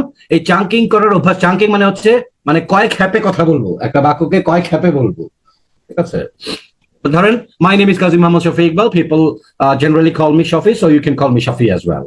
তাহলে আপনি আমার মতো এইভাবে দ্রুত না বলতে পারলে অ্যাটলিস্ট আপনি বলেন, my name is Kazi Mohammad Shafi Iqbal, generally people call me Shafi, so you can call me Shafi as well. ঠান্ডা মাথায় করেন, ঠিক আছে? এইভাবে প্র্যাকটিস করলে তখন কি হবে দেখেন, এর মাঝখানে কোনো উ নাই, মাই নেম ইজ এই জিনিসগুলো করলেই ফ্লুয়েন্সি কমে যাবে। কথা বুঝাইতে পারছি স্যার? কাজে স্পিডের কোনো দরকার নাই, স্পিডের কোনো দরকার নেই। So hope fluency is clear.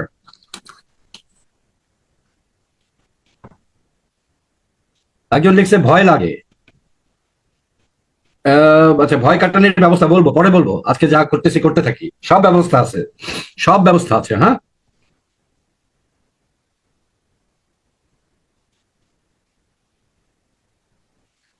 কোহিয়ারেন্সটা কি জিনিস? কোহিয়ারেন্স হচ্ছে দুইটা জিনিসের মানে সম্মিলিত, এটার বাংলা করাটা মুশকিল। রেলেভেন্স প্লাস কানেক্টিভিটি, প্রাসঙ্গিকতা এবং সংযুক্ততা, সংযোগ, এই দুইটা মিলে যেটা হয় সেটা হচ্ছে ওয়েল অর্গানাইজ স্পিচ হয়, গোছানো স্পিচ। তাহলে দুইটা জিনিস হলে গোছানো হয়, এক নম্বর প্রাসঙ্গিক কথা বলা এবং একটার সাথে আরেকটার কানেকশন রাখা। এই দুইটা মিলে যা হয় গোছানো স্পিচ হয়। এই যে টোটাল বিষয়টা, এটাকে বলে কোহিয়ারেন্স, ঠিক আছে? যেমন আমি অনেককে বক্তব্য দিতে শুনেছি ভরা মজলিসে, মাইকে, শত শত মানুষের সামনে। আমি আপনাদেরকে তিনটি বিষয় মনে করিয়ে দিতে চাই। প্রথমত, বলে এই যে বেটা শুরু করলো, তারপরে কথাই শেষ করে দিল। ও বলতে বলতে দ্বিতীয়ত, মানে প্রথমত যখন বলছে এবং তিনটি বলছে, তাহলে দ্বিতীয়ত তৃতীয়ত তো থাকতে হবে, নাহলে তো কানেক্টিভিটি শেষ, তাই তো? তাহলে প্রথমত যখন বলবেন তখন দ্বিতীয়ত আসতেই হবে মিনিমাম। তাহলে এই যে লিঙ্কার্স গুলা ইউজ করা, আপনি একটা কথা বলে নিয়ে আপনি বললেন যে আমি দুটি জিনিস বলতে চাই, তবে দুটি জিনিস পরস্পর বিপরীতমুখী বলে নিয়ে প্রথমে বললেন ইন দ্য বিগিনিং অমুক। এখন এটা যে বিপরীতমুখী, কোন জায়গাটা থেকে আপনি বিপরীত কথাটা শুরু করেছেন, তাহলে এখানে একটা মার্কার থাকতে হবে না? আপনাকে অন দি আদার হ্যান্ড বলতে হবে, তাহলে বুঝতে হবে যে হ্যাঁ, আগেরটা শেষ, এখন উল্টাটা বলতেছে। অথবা বলতে হবে অন দ্য কন্ট্রারি, অথবা বলতে হবে হাউএভার। মানে আমি একটা মানুষকে বললাম যে well he has some good sides, so and so so and so so and so. এখন যখন বলবো হাউএভার, এর মানে আমি এখন তার ব্যাড সাইডস বলতে যাচ্ছি। তাহলে এখন একই দিকে কানেকশন হোক, উল্টা দিকে হোক, হোক, আপনার প্রতিটা কথার যে মোড় এবং বাঁক, এগুলাকে কানেক্টর দিয়ে কানেক্ট করতে হবে, যেটাকে বলে কানেক্টিভিটি। আপনি যে কথা শেষ করছেন তারা তো একটা, মানে তারা একটা মার্কার লাগবে। And therefore I believe that, তার মানে এখন আমি আমার ফাইনাল অপিনিয়ন দিতে যাচ্ছি। তাহলে এরকম এই মার্কার গুলা ইউজ করে কি করা হয়, কানেক্টেড কথাবার্তা বলা হয়। আর কোনো এক্সট্রা কথাবার্তা বেশি না বলে একেবারে টু দি পয়েন্ট কথাবার্তা হচ্ছে রেলেভেন্স। এই দুইটা মিলে হয় কোহিয়ারেন্স। তাহলে এখন এই টোটাল জিনিসটা করার উপায়টা কি? ওই যে চাঙ্কিং করে ঠান্ডা মাথায় মিডিয়াম স্পিডে কথা বললে ফ্লুয়েন্সি এবং কোহিয়ারেন্স দুইটাই থাকবে। আশা করি এই দুইটা মানে এই ফ্লুয়েন্সি এন্ড কোহিয়ারেন্স বোঝা গেছে। ফ্লুয়েন্সি এন্ড কোহিয়ারেন্স নিয়ে কোনো প্রশ্ন আছে কিনা? Do you have any question about fluency and coherence? এখন কিভাবে ফ্লুয়েন্সিটা মেইনটেইন করব, কিভাবে প্র্যাকটিস করব, দ্যাটস অ্যানাদার ইস্যু। আজকে তো জাস্ট প্রথম ক্লাস, আমি জাস্ট বিষয়গুলো বোঝাচ্ছি আপনাকে। এখন আমরা শিখছি এই বিষয়গুলোর উপরে মার্কিং করা হয়, কাজে এগুলো আমরা ধীরে ধীরে আয়ত্ত করব। নেক্সট আসি ভোকাবুলারি। ভোকাবুলারি সংক্রান্ত একটু ভালোভাবে কথা শুনবেন স্যার, সবাই ব্যাপারটা বোঝার চেষ্টা করবেন।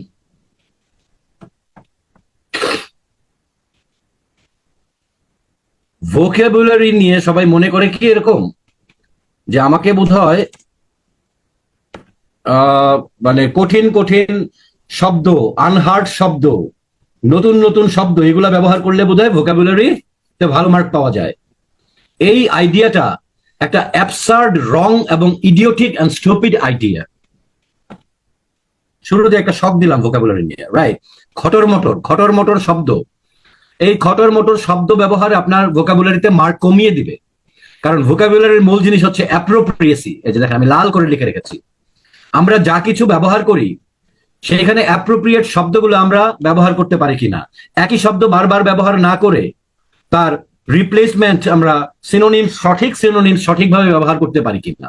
ফর এক্সাম্পল, আপনি যদি ইমেইল নিয়ে কথা বলে, ওই যে ফার্স্ট পার্ট আছে না, common topic of common interest, email তো একটা কমন জিনিস, এটা একটা মানুষ কথা বলতে পারবে না কেন?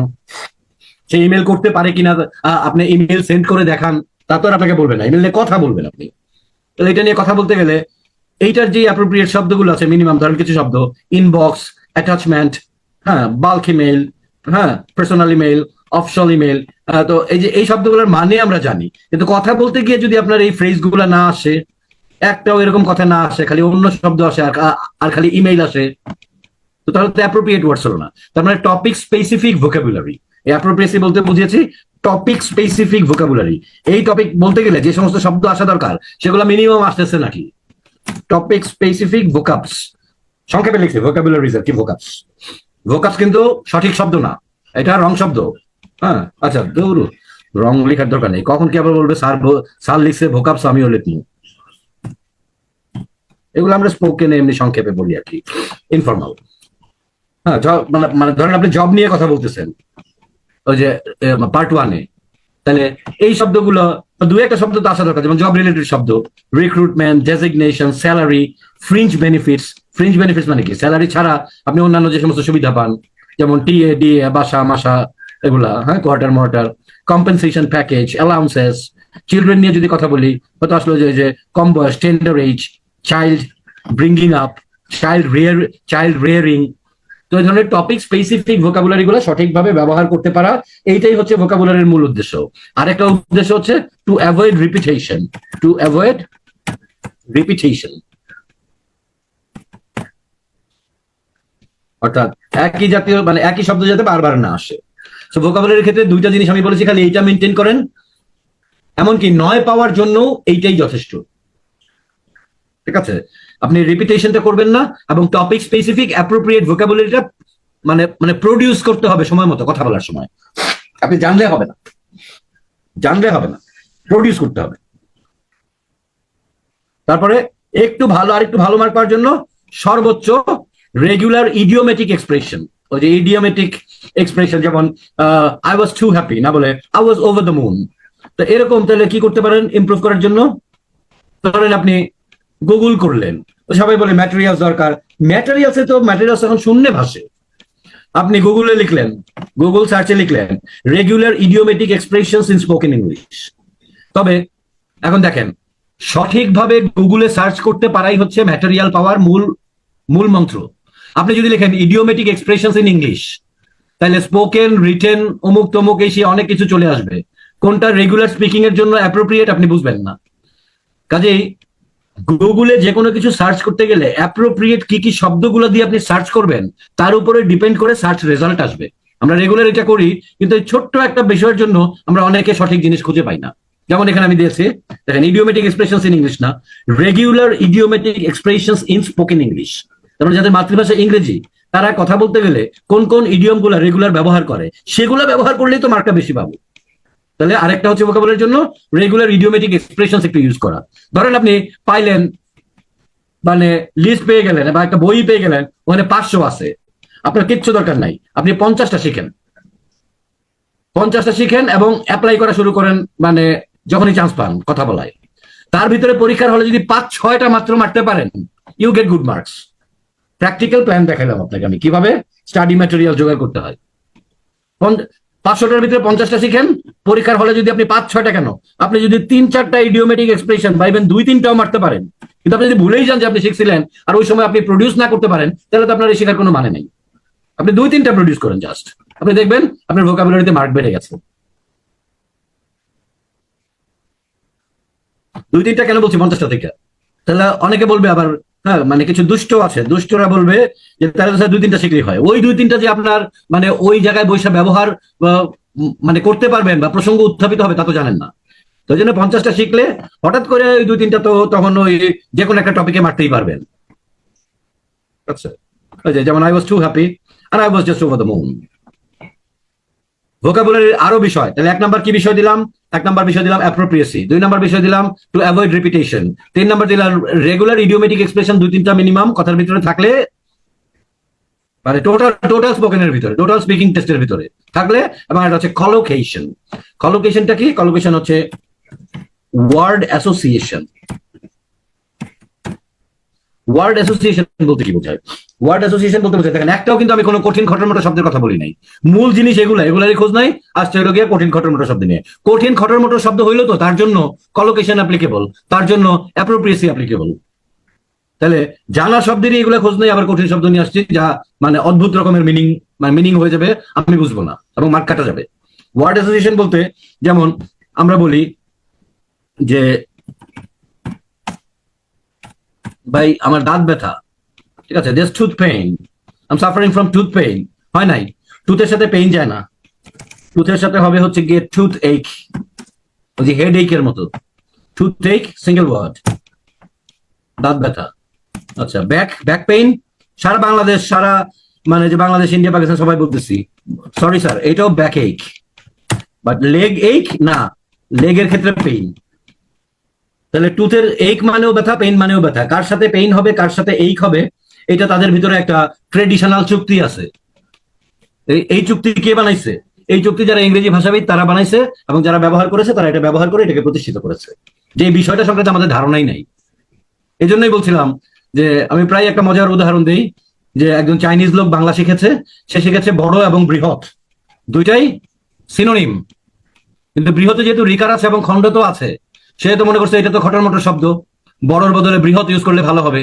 তখন সে বাংলা শিখে বলছে রবীন্দ্রনাথ একজন বৃহৎ কবি। কেমন লাগতেছে শুনতে?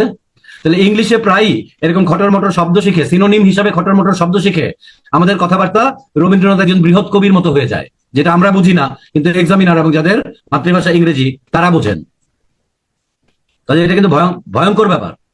কাজে লিভ খটরমটর, কনসেন্ট্রেট অন অ্যাপ্রোপ্রিয়েসি, কলোকেশন, কে কার সাথে যাবে, ওয়ার্ড অ্যাসোসিয়েশন, কে কার সাথে যাইতে পারে, ইচ্ছা মতো আমরা বসাইতে পারি না। যারা হ্যাঁ হ্যাঁ সে আমার বৃহৎ ভাই, দেখেন তাহলে মানে কি দাঁড়াচ্ছে? তখন ইংলিশে প্রায় কিন্তু আমাদের বৃহৎ কবি বৃহৎ ভাই হয়ে যাচ্ছে স্যার।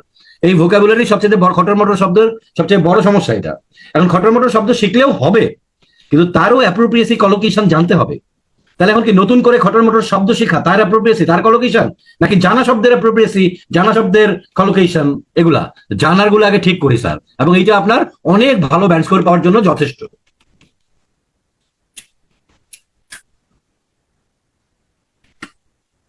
এখন আসি, এটা আজকে যেহেতু অলরেডি আমরা মানে 10:30 শুরু করেছি, তো আমাদের তো 11:30 পর্যন্ত ক্লাস আছেই, আরো সময় আছে। এই সময়ের ভিতরে আমরা বাকি দুইটা একটু ক্লিয়ার করে ফেলবো। তো আশা করি ভোকাবুলারি বোঝা গেছে। ভোকাবুলারি কয়টা পয়েন্ট বলেছি? অ্যাপ্রোপ্রিয়েসি, তারপর হচ্ছে টু অ্যাভয়েড রিপিটেশন, নাম্বার 3 অল্প কিছু ইডিওমেটিক এক্সপ্রেশন, এবং নাম্বার 4 কলোকেশন। ঠিক আছে, এই কয়েকটা পয়েন্ট হচ্ছে the most important for vocabulary. ঠিক আছে, কোনো খটর মতন নতুন শব্দ এসে একদম এই অভ্যাস পরিত্যাগ করেন। Writing, speaking both. GRA, grammatical range and accuracy. Number 1, no simple mistakes. Simple mistakes বলতে কি বোঝায়? Singular, plural, tenses, etcetera. ছোট থাকতে যে গ্রামার পড়ছি, এই সমস্ত সাধারণ গ্রামার গুলো যদি ভুল হয়, তাহলে গ্রামেটিক্যাল রেঞ্জ এন্ড অ্যাকিউরেসিতে ব্যান্ড স্কোর কমে যাবে। ওই যে শিখেছি না যে প্রত্যেকটাতে আলাদা আলাদা করে 9 দেয়, তারপরে যোগ দেয়। তাহলে এখন আপনার মজার ব্যাপার হচ্ছে এটা সুবিধার আর অসুবিধা কি? পুরোটাই সুবিধা, আসলে কোনো অসুবিধা নেই। কারণ কি, আপনার যদি গ্রামার ভুল হয়, আপনার ওই যে ফ্লুয়েন্সি, কোহিয়ারেন্স, ঠিক আছে, এবং লেক্সিক্যাল রিসোর্স বা ভোকাবুলারিতে মার্ক কাটা যাবে না। ভোকাবুলারির মার্ক ভোকাবুলারিতেই 9 আসবে, ফ্লুয়েন্সি এন্ড কোহিয়ারেন্সের মার্ক ওই এফসিতেই 9 আসবে। একটার জন্য আরেকটা এফেক্টেড হবে না, গড় করে যতটুকু এফেক্ট করবে। তাহলে গ্রামারে মারাত্মক হারে মার্ক কমে যাবে যদি টেন্স, সিঙ্গুলার, প্লুরাল এগুলি ভুল হয়। এগুলি ভুল হওয়া যাবে না। এগুলো যদি ভুল না হয়, আপনি ধরে নেবেন আপনি 6, 6.5 লেভেলে আছেন, আপনি 6 লেভেলে আছেন। এখন তাহলে ভালো পাইতে চাই আরো, তাহলে কি হবে?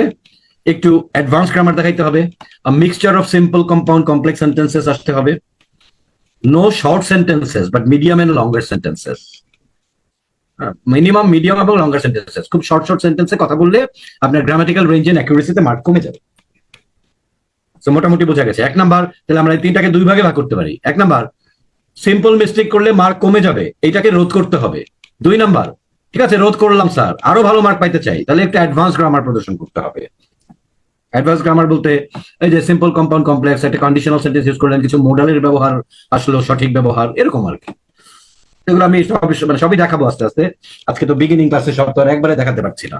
আজকে জাস্ট ওভারভিউ আইডিয়াটা দিয়ে দিচ্ছি যে কোনটা দিয়ে, কোন পয়েন্ট দিয়ে কি বোঝাচ্ছে, আসলে কোন জায়গাগুলো ইমপ্রুভ করতে হবে এগুলো বুঝে নিচ্ছি। আর নাহলে তো ইমপ্রুভ করার কোনো তাল নাই, আন্দাজে মান্দাজে সমানে কথা বলা প্র্যাকটিস করতেছে। তাহলে এই পয়েন্টগুলো নিয়ে প্র্যাকটিস করতে হবে। P 4 number, pronunciation. প্রোনাউন্সিয়েশন এবং এক্সেন্ট, এই দুইটার পার্থক্য বুঝতে হবে স্যার। এক্সেন্ট হলো ব্রিটিশ, আমেরিকান এগুলা। প্রোনাউন্সিয়েশনকে যদি আবার ভাগ করি যে এক্সামিনার প্রোনাউন্সিয়েশন বলতে কি বুঝেন, তাহলে তার ভিতরে এই 4টা জিনিস থাকবে। এটার আলাদা ক্লাস নেবো আমি, কাজে এইটার ব্যাখ্যা আজকে দেবো না, এটার আলাদা ক্লাস নেবো আমি। Universal sound and pronunciation, stress, intonation, connective speech, যার ভিতরে এক্সেন্ট নাই। কাজে কেউ যদি প্রশ্ন করে স্যার ব্রিটিশ ফলো করবো না আমেরিকান প্রশ্ন করবো, বা না আমেরিকান ফলো করবো, এই প্রশ্নটাই অপ্রাসঙ্গিক। কারণ আইএলস স্পিকিং এ 4 নাম্বার যে ক্রাইটেরিয়া আছে প্রোনাউন্সিয়েশন, তার ভিতরে এক্সেন্ট কোনো ক্রাইটেরিয়াই নাই, এক্সেন্ট কোনো ক্রাইটেরিয়া নেই। দিস ইজ ইররিলেভেন্ট, অপ্রাসঙ্গিক। এটা আবার কেমন কথা? তো তাহলে ওরা চায় কি? ওই যে এবিসিডি কোন চারটা চায়, এটা ওই যে ভোকাবুলারির মতো আর কি, খটর মটর বাদ। তো একইভাবে ব্রিটিশ, আমেরিকান এসব চিন্তা বাদ। এখন ব্রিটিশ আমেরিকান চিন্তা বাদ কেন বোঝাবো, মজা পাবেন। একজন বলছে ছোট থাকতে শিখেছিলাম এডুকেশন, পরে শুনলাম এডুকেশন। এখন আরেকজন বলতেছে আরে এডুকেশনই রাইট, এডুকেশন তো স্টাইল করে বলে। দ্বিতীয়জন বলতেছে তুমি ভুল জানো, education wrong, education is right. আরেকজন বলতেছে আরে মিয়া তোমরা দুজনই তো মানে কিছুই জানো না। আমেরিকানরা বলে এডুকেশন, মানে ব্রিটিশরা বলে এডুকেশন, আমেরিকানরা বলে এডুকেশন। এখন আসলে কি, আসলে কোনটা? আচ্ছা এখন একটু ব্যাপারটা বোঝাই তাহলে বুঝবেন, ঠিক আছে? ব্যাপারটা হচ্ছে এরকম, ডিকশনারিতে যদি আমরা এই শব্দটা দেখি, তার পাশে দেখবেন ফনেটিক্স এর কিছু সিম্বল আছে যাকে বলে ফোনেমস। এই ফোনেমস যদি পড়তে পারে কেউ, দেখবে যেইখানকার ডিকশনারি হোক, আমেরিকা হোক, ব্রিটিশ হোক, এটার উচ্চারণটা লেখা আছে এডুকেশন, এডুকেশন, এডুকেশন। তার মানে এডুকেশন বলে কোনো শব্দই নাই। এখন কেমব্রিজ ইউনিভার্সিটি যে প্রশ্ন বানিয়েছে, তাদের কথা হচ্ছে যে আল্লাহর দোহাই লাগে, আপনি ব্রিটিশ বলেন, আমেরিকান বলেন, নিউজিল্যান্ড বলেন, অস্ট্রেলিয়া বলেন, মানে যাদের মাতৃভাষা ইংরেজি, তাদের যে কোনো প্রোনাউন্সিয়েশন আপনি বলেন, অথবা মিলায় মিশায়, সবারটা মিলায় মিশায় বলেন, কিন্তু দোহাই লাগে আপনার নিজের দেশের বানানো, মানে বাংলাদেশি, ইন্ডিয়ান প্রোনাউন্সিয়েশন, যেটা কোনো ইংরেজি ভাষী দেশি ব্যবহার করে না, ওইটা গ্রহণযোগ্য না। কাজেই আমি আমার মতো করে বানায় বলতেছি, অথচ আমার একটাও অস্ট্রেলিয়ানও হচ্ছে না, আমেরিকানও হচ্ছে না, ব্রিটিশও হচ্ছে না, নিউজিল্যান্ডও হচ্ছে না। তো তখন ওরা আমাদেরকে আসলে মানে ভদ্রলোক তাই বলে না যে আসছে ব্রিটিশ আর আমেরিকান। ইউনিভার্সাল প্রোনাউন্সিয়েশনই বলতে পারে না, নিজেরা বানায় বলে, আবার আসছে ব্রিটিশ আমেরিকান নিয়ে। কথাটা বুঝাইতে পারছি এখন? ওই জন্য এটা মাপ দিচ্ছে, যে যেহেতু তোমাদের মাতৃভাষা ইংরেজি না, তুমি যে কোনো অ্যাকসেপ্টেড যাদের মাতৃভাষা ইংরেজি মিক্স করে বললেও হবে, কোনো সমস্যা নাই। আচ্ছা এখন দেখেন, এখন এই যে এডুকেশন নাই, এডুকেশন, তাহলে কি হলো? ডি এর জায়গায় জ হলো, কর জায়গায় খ হলো, এডুকেশন, তাহলে এডুকেশন নাই। আবার এদিকে আরেকটা এরকম, ওই অ্যাটিটিউড নাকি অ্যাটিটিউড, এইখানে হচ্ছে কি আসলে আপনার ব্রিটিশরা বলে অ্যাটিটিউড আর আমেরিকানসরা বলে অ্যাটিটিউড। তাহলে এখানে আপনি যে কোনো একটা বললেই হবে। বাট আপনি যদি বলেন অ্যাটিসুড, যেটা হচ্ছে কি আমাদের বাংলাদেশের কোন এক অঞ্চলের ওই যে আঞ্চলিক না আঞ্চলিক, আঞ্চলিক নাকি আঞ্চলিক, আঞ্চলিক। কারণ আপনি যদি অ্যাটিটিউড হোক আর অ্যাটিটিউড হোক, একটা হলো চ একটা হলো ট, স তো নাই। আপনি যদি বলেন অ্যাটিটিউড, তাহলে তো আপনার মানে সব শেষ। কারণ আপনি অ্যাটিটিউড অথবা অ্যাটিটিউড যে কোনো একটা বললেই হবে। ব্রিটিশ এবং আমেরিকান কোনটা কি ফলো করতেছেন, এইটা এখানকার আইএলটিএস স্পিকিং এর জন্য প্রোনাউন্সিয়েশনের কোনো ক্রাইটেরিয়াই না। শুধুমাত্র মার্ক কাটা যাবে প্রোনাউন্সিয়েশনের ক্রাইটেরিয়ায় যদি আপনি নিজস্ব কোনো অ্যাকসেন্ট তৈরি করেন, ঠিক আছে? সঠিক হলেই হবে, মানে ইউনিভার্সাল প্রোনাউন্সিয়েশন। সো এটা এটা মুছে দিলাম যে এখানে অ্যাকসেন্ট কোনো ইস্যু না।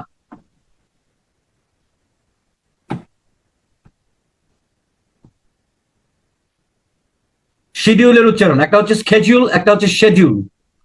একটা হচ্ছে স্কেডিউল, একটা হচ্ছে শেডিউল। স্কেডিউল অথবা শেডিউল, বাট কোনটাই শিডিউল না, একটাও শিডিউল না। Can you follow me sir? Schedule অথবা শেডিউল, স্কেডিউল অথবা শেডিউল, বাট একটাও শিডিউল না। Schedule, schedule, স্কে R She, but দুইটা dual. Schedule, schedule, but schedule না। এখন আপনি এতটা না পারেন, স্যার আপনার মতো পারি না, আচ্ছা ফাইন, আপনি বলেন স্কেডিউল, আপনি বলেন শেডিউল, কিন্তু আপনি বলবেন শিডিউল, এটা হবে না রে ভাই। আমি তো দীর্ঘদিন প্র্যাকটিস করি, এই কারণে হয়তো আমার উচ্চারণটা একেবারে সঠিক খাপে খাপে হচ্ছে, ঠিক আছে? মানে যতটুকু আমি পারি, আমার উচ্চারণ কোনোদিন ওদের মতো হবে না, বাট আমি দীর্ঘদিন প্র্যাকটিস করে বলি, মানে মানে প্র্যাকটিস করি বলে আমারটা অনেকটা ন্যাচারাল সাউন্ডিং কাছাকাছি চলে আসে। আপনার এরকমও দরকার নেই একটা পরীক্ষার জন্য। আপনি শুধু এইটুকু সচেতন আছেন কিনা যে শিডিউল, শিডিউল না স্কেডিউল। মানে দেখেন, আমি আমার মতো একটু যেমন বলছিলাম এমনি করে বলবো না। আমি আরেকটু ধরেন যে মানে যে মানে মানে লার্নার আমি, মানে ধরেন সুবিধার কাছে শিখতেছি, অ্যাটলিস্ট বলি যে I maintain tight schedule, schedule এরকম দরকার নাই, but I maintain tight schedule, I maintain tight schedule. তাহলে কি শিখছেন আপনি? ঠিক আছে না? আই মেনটেন মানে ফলো করেন আমি কেমনে বলতেছি, আই মেনটেন টাইট শিডিউল, তো কি শিখছেন? I maintain tight schedule. But আমি যদি আমার মতো করে বলি, আমি বলবো আই মেনটেন টাইট স্কেডিউল। আমি কথা বলি কিন্তু এইভাবে, আসলে আমি তো ইংলিশ কম ইউজ করি, কারণ আমি বোঝাইতে আসছি, আমি দেখাইতে আসিনি যে আমি ইংলিশ পারি। আমি বললাম এইভাবে বলি, আই মেনটেন টাইট স্কেডিউল। আপনার এভাবে বলেন তখন আপনি খালি বলেন আই মেনটেন টাইট স্কেডিউল, এইটুকু হইলেও হবে। মানে আমি যে আসি আর কি, ঠিক আছে? মানে আমি এই জগতের সাথে আসি, মানে প্রোনাউন্সিয়েশনের একটা জগতের সাথে আমার পরিচয় আছে, এইটা হইলে আপনি ভালো মার্ক পাবেন, বিশ্বাস করেন। এত টেনশনের কিছু নাই। আমি আপনাকে আইডিয়ালটা দেবো, আপনি যদি 40% ফলো করতে পারেন তাতেও হবে, বাট আপনি জিরোতে থাকবেন আপনার মতো করে, আই মেনটেন টাইট শিডিউল, হলো না এটা স্যার, এইটা কোনো প্রিপারেশন হবে না। তাহলে মানে আপনার একটা মানসিকতা থাকতে হবে যে হ্যাঁ একটু ফলো করে একটু চেঞ্জের দিকে যাব, আমি চেঞ্জ না চেঞ্জ, চেঞ্জের দিকে যাব, ঠিক আছে? একজন লিখেছেন will I get better marks if I use emotions beside communications. এই যে ইমোশনটা যাতে মেকি না হয়, ওইটাই হলো গিয়ে স্ট্রেস আর ইন্টোনেশন। এইটাই হলো স্ট্রেস আর ইন্টোনেশন। আমি শেখাবো, আগামী ক্লাসে আমি শেখাবো। হ্যাঁ অবশ্যই, ইমোশন ছাড়া রবটের মতো কথা বললে এইটা আসলে স্পিকিং হয় না, এটা প্রোনাউন্সিয়েশনের পার্ট। প্রোনাউন্সিয়েশনের পার্ট হচ্ছে adding emotion with stress and intonation. এই কথাটাই দেখেন আমি বলি, with stress and intonation, with stress and intonation, with stress and intonation. এই যে আমার কথার ভিতরে আপ ডাউন আছে, যেটা বানাই নেই আমি, এটা হচ্ছে মিনিং এর সাথে কোথায় জোর দিতে হবে আমি জানি। এই জিনিসগুলো একটু শেখানোর চেষ্টা করবো, একটু ফলো করার চেষ্টা করলেই যথেষ্ট। আপনাকে এই অল্প সময়ের ভিতরে এটা পুরোটা অর্জন করতে হবে আমার মতো, ঠিক আছে? ব্যাপারটা এরকম না। এক্সামিনার যাতে টের পায়, এক্সামিনার যাতে টের পায়, আপনাদেরকে একটা মজার কথা বলে আজকে শেষ করি। এক্সামিনার যাতে টের পায় আপনার আগে যেই ছেলেটা এক্সাম দিয়ে গেছে এবং আপনার পরে যে দিছে, এর মাঝখানের লোকটার প্রোনাউন্সিয়েশন, মানে এই মাঝখানের লোকটা মানে আপনি প্রোনাউন্সিয়েশন জগতের সাথে একটু জড়িত ছিলেন, হি হ্যাজ ট্রাইড, ঠিক আছে, টু প্রডিউস বেটার প্রোনাউন্সিয়েশন। আর আগের দুইজন তার মতো করেই কথা বলে গেছে, ঠিক আছে? So try to B different from others. কিভাবে? স্টাইল করে না, আমি শেখাবো কিভাবে স্টাইলটা পরিবর্তন করতে হয়। নিজের মতো মনের মাধুরী মিশা স্টাইল করলে প্রোনাউন্সিয়েশন হবে না, প্রোনাউন্সিয়েশনের রুল আছে, ঠিক আছে?